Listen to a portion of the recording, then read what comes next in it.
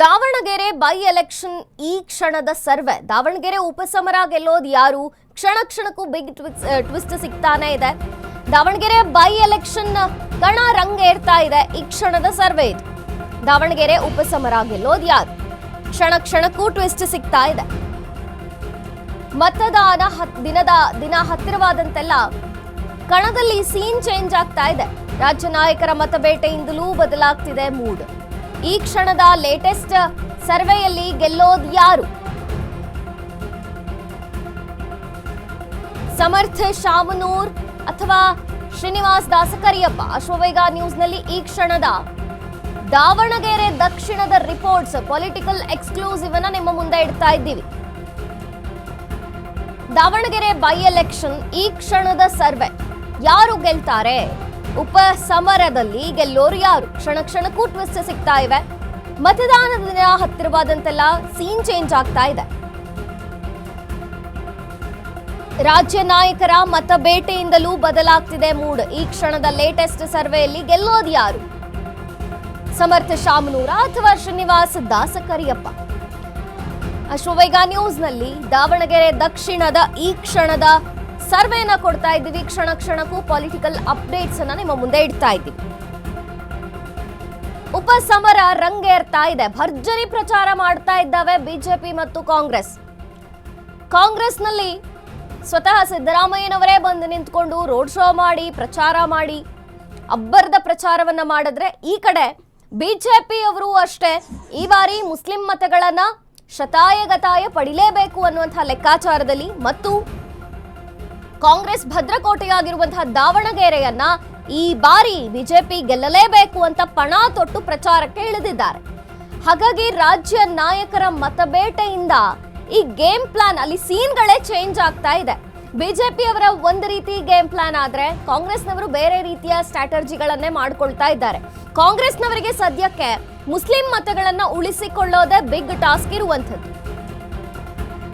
Davanagere by election Ashwavega ನ್ಯೂಸ್ನಲ್ಲಿ ಈ ಕ್ಷಣದ survey. Ahinda ಮತ ಲೆಕ್ಕಾಚಾರ ಹಾಕಿದ ಬಿಜೆಪಿ ಲೆಕ್ಕಾಚಾರ ಉಲ್ಟಾ ಆಗುತ್ತಾ? ಮುಸ್ಲಿಮರ ಮನ ಒಲಿಸುವಲ್ಲಿ ಕಾಂಗ್ರೆಸ್ ಸಫಲ ಆಯ್ತಾ? ದಾವಣಗೆರೆ ದಕ್ಷಿಣದ ಪಂಚಮಸಾಲಿ ಮತಗಳು ಯಾವ ಕಡೆಗೆ ಹೋಗುತ್ತೆ? ದಾವಣಗೆರೆ ಉಪಚುನಾವಣೆಯಲ್ಲಿ ಗೆಲ್ಲೋದು ಯಾರು? ಅಶ್ವವೇಗ ನ್ಯೂಸ್ನಲ್ಲಿ ದಾವಣಗೆರೆ ಉಪಕಣದ ಎಕ್ಸ್ಕ್ಲೂಸಿವ್ ಸುದ್ದಿ ಇದು. ದಾವಣಗೆರೆ ಬೈ ಎಲೆಕ್ಷನ್ ನಲ್ಲಿ ಈ ಕ್ಷಣದ ಸರ್ವೆ ಏನಿದು? ಅಹಿಂದ ಮತ ಲೆಕ್ಕಾಚಾರ ಬಿಜೆಪಿ ಹಾಕಿತ್ತು. ಒಂದಷ್ಟು ಅಲ್ಪಸಂಖ್ಯಾತ ಮತಗಳನ್ನ, ಮುಸ್ಲಿಂ ಮತಗಳನ್ನ ಪಡೆಯುವಂತಹ ಲೆಕ್ಕಾಚಾರ.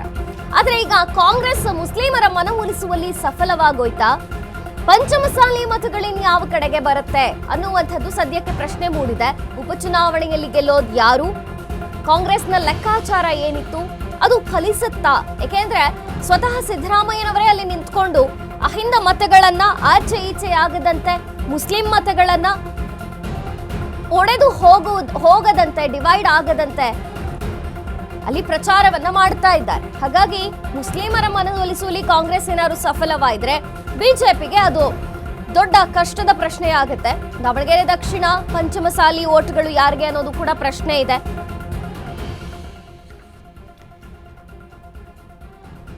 ಅಹಿಂದ ಮತಗಳು ಮತ್ತು ಅಲ್ಪಸಂಖ್ಯಾತರ ಮತಗಳು, ಮುಖ್ಯವಾಗಿ ಮುಸ್ಲಿಂ ಸಮುದಾಯದ ಮತಗಳೇ ದಾವಣಗೆರೆ ದಕ್ಷಿಣದಲ್ಲಿ ಬಹುಪಾಲು ರಿಸಲ್ಟ್ ಅನ್ನ ಕೊಡ್ಲಿಕ್ಕೆ ಕಾರಣವಾಗುವಂತಹ ಮತಗಳು. ಅದರಲ್ಲಿಯೂ ಕೂಡ ಮುಸ್ಲಿಂ ಸಮುದಾಯ ಕಾಂಗ್ರೆಸ್ನ ಮೇಲೆ ಒಂದು ರೀತಿ ಮುನಿಸು ಈಗಲೂ ಮುಂದುವರೆದಿದೆಯಾ, ಅಥವಾ ಸ್ವತಃ ಸಿದ್ದರಾಮಯ್ಯನವರೇ ಹೋಗಿ ಅಲ್ಲಿ ಪ್ರಚಾರವನ್ನ ಕೈಗೊಂಡಿದ್ದಾರೆ, ಅಹಿಂದ ಮತಗಳನ್ನ ಬಿಟ್ಕೊಡೋ ಮಾತೇ ಇಲ್ಲ ಅಂತಿದ್ದಾರೆ. ಜೊತೆಗೆ ಮುಸ್ಲಿಂ ಸಮುದಾಯದ ಓಟ್ಗಳು ಡಿವೈಡ್ ಆಗದಂತೆ ನೋಡಿಕೊಳ್ತಾ ಇದ್ದಾರೆ ಸಿದ್ದರಾಮಯ್ಯ. ಹಾಗಾಗಿ ಅಹಿಂದ ಮತಗಳು ಕಾಂಗ್ರೆಸ್ಗೆ ಬಂದು, ಜೊತೆಗೆ ಅಲ್ಲಿನ ಪಂಚಮಸಾಲಿ ಮತಗಳು ಇನ್ ಯಾವ ಪಕ್ಷಕ್ಕೆ ಹೋಗ್ತಾವೆ ಅನ್ನೋದು ಒಂದು ಪ್ರಶ್ನೆ. ಮತ್ತು ಒಂದು ವೇಳೆ ಕಾಂಗ್ರೆಸ್ ಮುಸ್ಲಿಂ ಸಮುದಾಯವನ್ನ, ಅಹಿಂದ ಸಮುದಾಯವನ್ನ ಒಲಿಸಿಕೊಳ್ಳುವಂತಹ ಸಫಲತೆಯನ್ನು ಪಡ್ಕೊಂಡು ಬಿಟ್ರೆ ಬಿಜೆಪಿಗೆ ಇದು ಮತ್ತೆ ಕಷ್ಟದ ಪ್ರಶ್ನೆ ಆಗುತ್ತೆ. ಯಾಕಂದ್ರೆ ಬಿಜೆಪಿಗೆ ಒಂದು ಧೈರ್ಯ ಇದೆ, ಇಲ್ಲ ಈ ಸಲ ಸಮುದಾಯ ಮುನಿಸಿಕೊಂಡಿದೆ ಕಾಂಗ್ರೆಸ್ ಮೇಲೆ, ಹಾಗಾಗಿ ಒಂದಷ್ಟು ವೋಟ್ ಬ್ಯಾಂಕ್ ಅಲ್ಲಿ ಸಿಗಬಹುದು ಅನ್ನುವಂಥದ್ದು, ವೋಟ್ಗಳು ಡಿವೈಡ್ ಆಗ್ತವೆ ಅನ್ನುವಂಥದ್ದು ಬಿಜೆಪಿಯ ಲೆಕ್ಕಾಚಾರ. ಆದ್ರೆ ಇದು ಉಲ್ಟಾ ಆಗತ್ತಾ? ಅಹಿಂದ ಮತ ಲೆಕ್ಕಾಚಾರ ಹಾಕಿದ್ದಂತಹ ಬಿಜೆಪಿಯ ಲೆಕ್ಕಾಚಾರ ಏನಿದೆಯಲ್ಲ ಇದು ಉಲ್ಟಾ ಆಗುತ್ತಾ ಅನ್ನುವಂತಹ ಪ್ರಶ್ನೆ ಸದ್ಯಕ್ಕೆ ಮೂಡ್ತಾ ಇದೆ. ಅಶ್ವವೇಗ ನ್ಯೂಸ್ನಲ್ಲಿ ದಾವಣಗೆರೆ ಬೈ ಎಲೆಕ್ಷನ್ ಈ ಕ್ಷಣದ ಸರ್ವೆ. ಅಹಿಂದ ಹುಲಿ ಸಿದ್ದು ಎಂಟ್ರಿ ಬೆನ್ನಲ್ಲೇ ಮತಕಣದಲ್ಲಿ ಬಿಗ್ ಚೇಂಜ್. ಅಹಿಂದ ಮತಗಳ ಮೇಲೆ ಕಣ್ಣಿಟ್ಟು ಸಿಎಂ ನಿನ್ನೆ ಇಡೀ ಪ್ರಚಾರ ಮಾಡಿದ್ದಾರೆ. ಮುಸ್ಲಿಮರ ಮತ ಛಿದ್ರವಾಗದಂತೆ ಟಗರು ಗೇಮ್ ಪ್ಲಾನ್. ಇದೇ ವೇಳೆ ಜಮೀರ್ ಓಲೈಸುವಲ್ಲಿ ಸಿಎಂ ಸಿದ್ದು ಸಕ್ಸಸ್. ಒಂದಲ್ಲ ಎರಡು ದಿನ ದಾವಣಗೆರೆ ರಣಕಣದಲ್ಲಿ ಜಮೀರ್. ಮುಸ್ಲಿಮರ 83,000 ಮತ ವಿಭಜನೆ ತಡೆಗೆ ಈಗ ಬಿಗ್ ಪ್ಲಾನ್. ಕುರುಬರ ಮತ ವಿಭಜನೆ ತಡೆಗೆ ಮತ್ತೆ ಹುಲಿಯಾದ ಟಗರು. ಗ್ರಾಮೀಣ ಭಾಗದ ಕುರುಬರಿಂದ ಸಿಎಂಗೆ ಟಗರು, ಕಂಬಳಿ ಗಿಫ್ಟ್. ಎಸ್, ಸಿಎಂ ಸಿದ್ದರಾಮಯ್ಯನವರ ಲೆಕ್ಕಾಚಾರ ಇದು. ಯಾವುದೇ ಕಾರಣಕ್ಕೂ ಅಹಿಂದ ಮತಗಳು ಕೈತಪ್ಪಿ ಹೋಗಬಾರದು ಅಂತ ಸ್ವತಃ ಅಖಾಡಕ್ಕಿಳಿದಿದ್ದಾರೆ. ಅಹಿಂದ ಹುಲಿ ಸಿದ್ದು ಎಂಟ್ರಿ ಬೆನ್ನಲ್ಲೇ ಈಗ ಬಿಗ್ ಚೇಂಜ್ ಆಗಬಹುದು ದಾವಣಗೆರೆಯಲ್ಲಿ ಅನ್ನುವಂಥ ಲೆಕ್ಕಾಚಾರ. ಅಹಿಂದ ಮತಗಳ ಮೇಲೆ ಕಣ್ಣಿಟ್ಟು ನಿನ್ನೆ ಇಡೀ ಪ್ರಚಾರ ಮಾಡಿದ್ದಾರೆ. ಇನ್ನು ಮುಸ್ಲಿಂ ಮತಗಳು ಕೂಡ ಕೈತಪ್ಪಿ ಹೋಗಬಾರದು ಅಂತ ಸಿದ್ದು ಲೆಕ್ಕಾಚಾರ ಇದೆ. ಇದೇ ವೇಳೆ ಜಮೀರ್ ಓಲೈಸೋ ವಿಚಾರದಲ್ಲಿ ಸಿಎಂ ಸಿದ್ದರಾಮಯ್ಯ ಸಕ್ಸಸ್ ಆಗಿದ್ದಾರೆ. ಒಂದಲ್ಲ ಎರಡೆರಡು ದಿನ ಇರ್ತಾರೆ ದಾವಣಗೆರೆಯಲ್ಲಿ, ಪ್ರಚಾರ ಮಾಡ್ತಾರೆ. ಮುಸ್ಲಿಮರ 89,000 ಮತಗಳು ಎಲ್ಲೂ ಕೂಡ ವಿಭಜನೆ ಆಗದಂತೆ ನೋಡಿಕೊಳ್ಳೋ ಹೊಣೆಯನ್ನ ಹೊತ್ತಿದ್ದಾರೆ ಈಗ ಸಿದ್ದರಾಮಯ್ಯ. ಗ್ರಾಮೀಣ ಭಾಗದ ಕುರುಬರಿಂದ ಸಿಎಂಗೆ ಟಗರು, ಕಂಬಳಿ ಗಿಫ್ಟ್ ಎಲ್ಲ ಕೊಟ್ಟಾಯ್ತು. ದಾವಣಗೆರೆಯ ಉಪಚುನಾವಣೆ ಏನಿದೆಯಲ್ಲ ಇದು ಬಿಜೆಪಿಗಿಂತಲೂ ಕಾಂಗ್ರೆಸ್ಗೆ ಪ್ರತಿಷ್ಠೆಯಾಗಿ ಪರಿಣಮಿಸಿದೆ. ಯಾಕೆಂದ್ರೆ ಈ ಬಾರಿ ಇಲ್ಲಿ ಕಾಂಗ್ರೆಸ್ ಗೆಲ್ಲತ್ತಾ ಗೆಲ್ಲಲ್ವಾ ಅನ್ನೋದು ಬಹಳ ಕುತೂಹಲವನ್ನ ಮೂಡಿಸಿದೆ. ಯಾಕೆಂದ್ರೆ ದಾವಣಗೆರೆ ಬೈ ಎಲೆಕ್ಷನ್ ಅನೌನ್ಸ್ ಆದಾಗಿಂದಲೂ ಕೂಡ ಎಲ್ಲ ವಿದ್ಯಮಾನಗಳನ್ನ ನೋಡ್ತಾನೆ ಬರ್ತಾ ಇದೀವಿ. ಒಂದ್ ಕಡೆ ಮುಸ್ಲಿಂ ಸಮುದಾಯಕ್ಕೆ ಟಿಕೆಟ್ ಬೇಕೇ ಬೇಕು ಅಂತ ಪಟ್ಟು ಹಿಡ್ಕೊಂಡಿದ್ದಿತ್ತು ಮತ್ತು ಶಾಮನೂರು ಕುಟುಂಬ ಸಹ ಯಾವ ಕಾರಣಕ್ಕೂ ದಾವಣಗೆರೆ ದಕ್ಷಿಣವನ್ನ ಈ ಬಾರಿ ಬಿಟ್ಕೊಡಲ್ಲ ಅನ್ನುವಂಥ ಮಾತಿತ್ತು. ಕಡೆಗೆ ಎಲ್ಲ ಆದ್ಮೇಲೆ ಮುಸ್ಲಿಮರನ್ನು ಸಮುದಾಯವನ್ನು ಹೇಗಾದ್ರೂ ಓಲೈಸಿ, ಅಂದ್ರೆ ಹೈ ವೋಲ್ಟೇಜ್ ಮೀಟಿಂಗ್ ಆಯ್ತು ಸುರ್ಜೇವಾಲಾ ಬಂದಾಗ. ಸೊ ಅದೆಲ್ಲ ಆದ ಮೇಲೆ ಇಲ್ಲ ಶಾಮನೂರು ಕುಟುಂಬಕ್ಕೆ ಈ ಬಾರಿ ಟಿಕೆಟ್ ಅನ್ನುವಂಥದ್ದಾಯ್ತು. ಇದಾದ ಮೇಲೆ ಈಗ ಅಹಿಂದ ಮತಗಳಲ್ಲಿ ಕೈ ತಪ್ಪಿ ಹೋಗಿಬಿಡ್ತಾವೋ ಅನ್ನುವಂಥ ಒಂದು ಭಯ ಕಾಂಗ್ರೆಸ್ಸಿಗರಲ್ಲಿ ಈಗೂ ಇದೆ. ಈ ಕಾರಣಕ್ಕೆ ಮುಸ್ಲಿಂ ಸಮುದಾಯದ ಮತಗಳು ಕೈತಪ್ಪಿ ಹೋಗಬಾರದು, ಅಹಿಂದ ಮತಗಳು ಕೈತಪ್ಪಿ ಹೋಗಬಾರದು. ಅಲ್ಪಸಂಖ್ಯಾತ ವರ್ಗದ ಆಲ್ಮೋಸ್ಟ್ ಮುಸ್ಲಿಂ ವರ್ಗದ 83,000 ಮತಗಳು ಸೇರಿದಂತೆ ಈ ಅಹಿಂದ ಮತಗಳು ಕಾಂಗ್ರೆಸ್ಗೆ ಬರಬೇಕು ಅನ್ನುವಂತಹ ನಿಟ್ಟಿನಲ್ಲಿ ಮತ್ತು ಮತಗಳು ಡಿವೈಡ್ ಆಗದೆ ಇರೋ ರೀತಿಯಲ್ಲಿ ಈಗ ಸಿದ್ದರಾಮಯ್ಯ ಪ್ರಚಾರ ಮಾಡ್ತಾ ಇದ್ದಾರೆ, ಭರ್ಜರಿ ಪ್ರಚಾರ ಮಾಡ್ತಾ ಇದ್ದಾರೆ ದಾವಣಗೆರೆಯಲ್ಲಿ. ಏನು ದಾವಣಗೆರೆಯಲ್ಲಿ ಯಡಿಯೂರಪ್ಪರವರಿಂದಲೂ ಕೂಡ ಭರ್ಜರಿ ಪ್ರಚಾರ. ಎಸ್ಸಿ ಮತ ಪಡೆಯೋಕೆ ಲಿಂಬಾವಳಿ ಕಣಕ್ಕೆ ಇಳಿಸಿದ್ದಾರೆ ಬಿಜೆಪಿ. ಕಾಂಗ್ರೆಸ್ ತನ್ನ ಸವಾಲುಗಳನ್ನ ಮೆಟ್ಟಿ ನಿಂತು ನಿರಾಳವಾಯಿತ.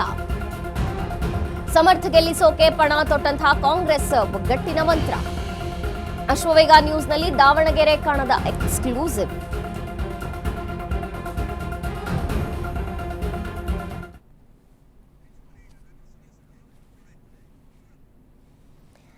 ಎಸ್, ಈ ಬಗ್ಗೆ ಹೆಚ್ಚಿನ ಮಾಹಿತಿ ಮತ್ತು ವಿಶ್ಲೇಷಣೆಯನ್ನು ಕೊಡ್ತಾರೆ ಪ್ರಿನ್ಸಿಪಲ್ ಎಡಿಟರ್ ರಾಘವ ಸೂರ್ಯ ಸರ್. ಈಗ ದಾವಣಗೆರೆ ಉಪಚುನಾವಣೆ ದಿನದಿನಕ್ಕೂ ರಂಗೇರ್ತಾ ಇದೆ. ಈ ಸಂದರ್ಭದಲ್ಲಿ ಒಂದು ಕಡೆಗೆ ಅಹಿಂದ ಮತಗಳನ್ನ ಬಿಟ್ಕೊಡಬಾರ್ದು ಮತ್ತು ಹೇಗಾದ್ರೂ ಮಾಡಿ ಮುಸ್ಲಿಂ ಸಮುದಾಯದ ಮತಗಳನ್ನ ಪಡಿಬೇಕು ಅಂತ ಕಾಂಗ್ರೆಸ್ ಕೂಡ ಬಿಗ್ ಫೈಟ್ ಅಂದ್ರೆ ಪ್ರಚಾರ ಅಷ್ಟು ಭರ್ಜರಿಯಾಗಿ ನಡೆಸ್ತಾ ಇದೆ. ಸ್ವತಃ ಸಿಎಂ ಸಿದ್ದರಾಮಯ್ಯನವರೇ ಈಗ ಪ್ರಚಾರಕ್ಕೆ ಇಳಿದಿದ್ದಾರೆ.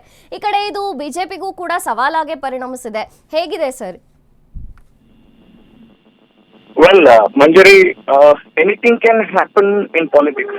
ಪ್ರತಿ ಕ್ಷಣ ಕೂಡ ಬಹಳ ಕುತೂಹಲಕಾರಿ ಒಂದು ಘಟ್ಟವನ್ನ ಪ್ರತಿ ಚುನಾವಣೆಗಳಲ್ಲೂ ನಾವು ನೋಡ್ತಾ ಇರ್ತೇವೆ. ಆದ್ರೆ ದಾವಣಗೆರೆ ಬೈ ಎಲೆಕ್ಷನ್ಸ್ ಈಗಾಗಲೇ ರಾಜ್ಯ ರಾಜಕೀಯ ರಣರಂಗದಲ್ಲಿ ಒಂದು ದೊಡ್ಡ ಸಂಚಲನ ಮೂಡಿಸ್ತಾ ಇದೆ. ಅದು ಎಲ್ಲರಿಗೂ ಗೊತ್ತಿರುವಂತ ವಿಚಾರ.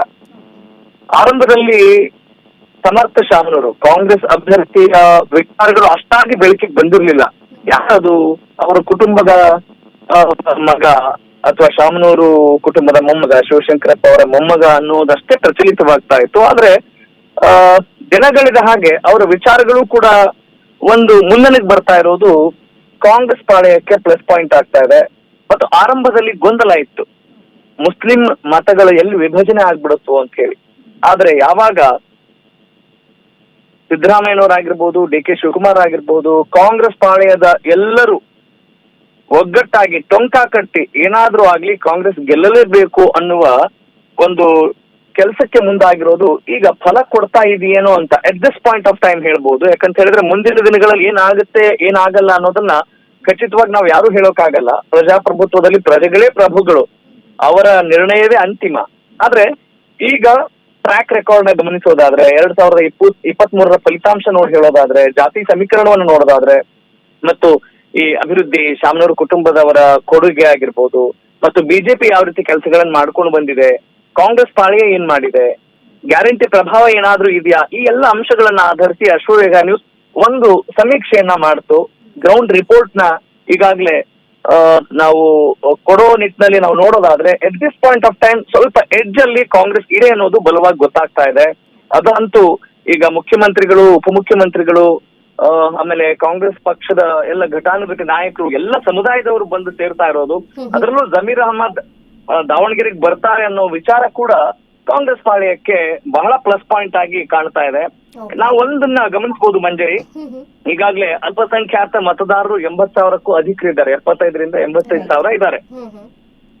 ಈ ಮತದಾರರು ಶಾಮನೂರು ಕುಟುಂಬವನ್ನ, ಕಾಂಗ್ರೆಸ್ ಅನ್ನೋದಕ್ಕಿಂತ ಹೆಚ್ಚಾಗಿ ಅಲ್ಲಿ ಪಕ್ಷಾತೀತವಾಗಿ ಶಾಮನೂರು ಕುಟುಂಬದ ಹೆಸರು ಕೇಳಿ ಬರ್ತಾ ಇರೋದು ಸಮರ್ಥ ಶಾಮನೂರ್ಗೆ ಈಗ ಪ್ಲಸ್ ಪಾಯಿಂಟ್ ಆಗೋ ಎಲ್ಲ ಲಕ್ಷಣಗಳು ಕಾಣ್ತಾ ಇದ್ದಾವೆ. ಶಿಕ್ಷಣ ಮತ್ತು ಅವರ ಉದ್ಯೋಗ ಕ್ಷೇತ್ರದಲ್ಲಿ ಆ ಕುಟುಂಬ ನೀಡಿರೋ ಕೊಡುಗೆಯಿಂದ ಮತ್ತೆ ಅದನ್ನ ಅದೇ ವಿಚಾರಗಳನ್ನ ಪ್ರಚಾರದಲ್ಲಿ ಬಳಸ್ತಾ ಇರೋದ್ರಿಂದ ಇಲ್ಲಿ ಎಸ್ ಮಲ್ಲಿಕಾರ್ಜುನ್ ಅವರಾಗಿರ್ಬೋದು, ಡಾಕ್ಟರ್ ಪ್ರಭಾ ಮಲ್ಲಿಕಾರ್ಜುನ್ ಆಗಿರ್ಬೋದು, ಮತ್ತು ಅಲ್ಲಿ ಈಗ ಸರ್ಕಾರವೇ ಬಂದು ಅಲ್ಲಿ ಪ್ರಚಾರ ಮಾಡ್ತಾ ಇರೋದು ಆಡಳಿತ ಪಕ್ಷ ಕಾಂಗ್ರೆಸ್ಗೆ ಪ್ಲಸ್ ಪಾಯಿಂಟ್ ಆಗೋದ್ರಲ್ಲಿ ಯಾವ ಸಂಶಯಗಳಿಲ್ಲ at this point of time. ಹಾಗೇನೆ ಈಗ ಲಿಂಬಾವಳಿ ಅವರನ್ನು ಕೂಡ ಅಲ್ಲಿ ಕರೆಸ್ತಾ ಇದ್ದಾರೆ ಭಾರತೀಯ ಜನತಾ ಪಾಳ್ಯದಿಂದ, ಅಂದ್ರೆ ST ಮತಗಳನ್ನ ಕ್ರೋಢೀಕರಿಸಲಿಕ್ಕೆ. ಬಿಜೆಪಿಗೆ ಎಷ್ಟು ಮಟ್ಟಿಗೆ ಅರಿವಾಗುತ್ತೆ ಅನ್ನೋದನ್ನ ನೋಡುವಾಗ ಅತಿ ಹೆಚ್ಚು ಸಂಖ್ಯೆಯಲ್ಲಿ ಈಗ ನೋಡಿದಾಗ ಒಂದು 10 ರಿಂದ 15% ಮುನ್ನಡೆಯನ್ನ ಇವರು ಸಾಧಿಸಬಹುದು. ನಾವು ಸಮೀಕ್ಷೆನ ನಡೆಸಿದಾಗ ಶಾಮನೂರು ಶಿವಶಂಕರಪ್ಪ ಅವರ ಒಂದು ಆಶೀರ್ವಾದ ಅಥವಾ ಅಲ್ಲಿಯ ದಾವಣಗೆರೆ ಅಜ್ಜ ಅನ್ನುವ ಒಂದು ಖ್ಯಾತಿ ಇಲ್ಲಿ ಒಂದಿಷ್ಟು ಇಂಪ್ಯಾಕ್ಟ್ ಮಾಡೋದ್ರಲ್ಲಿ ಯಾವ ಸಂಶಯ ಇಲ್ಲ ಅಂತ ಸದ್ಯಕ್ಕೆ ಹೇಳ್ತಾ ಇದೆ. ಅನುಕಂಪದ ಅಲೆ ಆಗಿರ್ಬೋದು, ಅಭಿವೃದ್ಧಿಯ ಮಂತ್ರ ಮತ್ತು ಸರ್ಕಾರದ ಸಾಧನೆ, ಇದು ಕಾಂಗ್ರೆಸ್ ಮುನ್ನಡೆಗೆ ಪೂರಕವಾದಂತ ಒಂದಿಷ್ಟು ಪ್ರಸ್ತುತ ಬೆಳವಣಿಗೆಗಳು ಅಂತ ಈ ಸಮಯದಲ್ಲಿ ಹೇಳ್ಬೋದು. ಒಗ್ಗಟ್ಟಿನ ಪ್ರಚಾರ ಕೂಡ ಇಲ್ಲಿ ಇವರಿಗೆ ಬಹಳ ದೊಡ್ಡ ಮಟ್ಟದಲ್ಲಿ ಒಂದು ಅಂತರವನ್ನ ಕೊಡ್ತಾ ಇದೆ. ಬಹಳ ದೊಡ್ಡ ಮಟ್ಟದ ಒಂದು ಸಕಾರಾತ್ಮಕ ಬೆಳವಣಿಗೆಯನ್ನ ಕಾಂಗ್ರೆಸ್ ಪಾಳ್ಯದಲ್ಲಿ ನೋಡಬಹುದು ಅನ್ನೋದು ಒಂದು ಲೆಕ್ಕಾಚಾರ ಸದ್ಯಕ್ಕೆ ಗೋಚರವಾಗ್ತಾ ಇದೆ. ಯಾಕಂತ ಹೇಳಿದ್ರೆ ನಿನ್ನೆವರೆಗೂ ಒಂದಿಷ್ಟು 50-50 ಅಥವಾ 49-51 ಆ ತರ ಒಂದು ಪರ್ಸೆಂಟೇಜ್ ಗಳನ್ನ ನಾವು ನೋಡ್ತಾ ಇದ್ವಿ. ಆದ್ರೆ ಯಾವಾಗ ಈ ಒಗ್ಗಟ್ಟಿನ ಮಂತ್ರವನ್ನ ಪಠಿಸಿ ಕಾಂಗ್ರೆಸ್ ನಾಯಕರು ಎಲ್ಲರೂ ಒಂದು ಟೊಂಕ ಕಟ್ಟಿ ಕಾಂಗ್ರೆಸ್ ಗೆಲ್ಲಿಸಲೇಬೇಕು ಅನ್ನುವ ಒಂದು ಛಲ ಯಾವಾಗ ಬಂತೋ ಆಗ ಈ ಒಂದು ಬೆಳವಣಿಗೆಗಳು ಇಲ್ಲಿ ಸಕಾರಾತ್ಮಕವಾಗಿ ಕಾಂಗ್ರೆಸ್ ಪಾಳ್ಯದಲ್ಲಿ ಸದ್ಯಕ್ಕೆ ಗೋಚರಿಸ್ತಾ ಇರೋದ್ರಲ್ಲಿ ಸಂಶಯ ಇಲ್ಲ ಮಂಜರಿ. ಎಸ್ ಸರ್, ಥ್ಯಾಂಕ್ ಯು ನಿಮ್ಮೆಲ್ಲ ಮಾಹಿತಿ ಮತ್ತು ವಿಶ್ಲೇಷಣೆಗಾಗಿ.